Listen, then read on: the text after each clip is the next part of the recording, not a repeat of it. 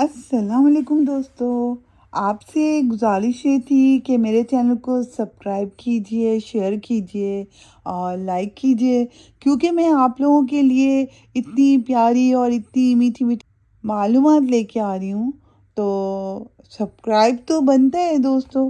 اور آج میں آپ لوگوں کے لیے لے کے آئی ہوں حضور صلی اللہ علیہ وسلم کا پسینہ مبارک۔ بسم اللہ الرحمن الرحیم۔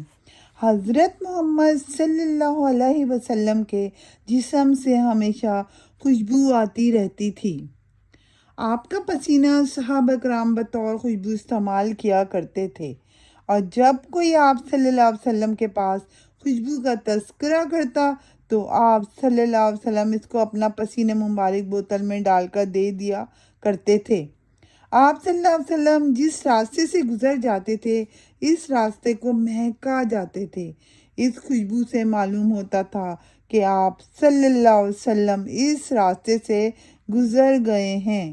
سبحان اللہ، سبحان اللہ۔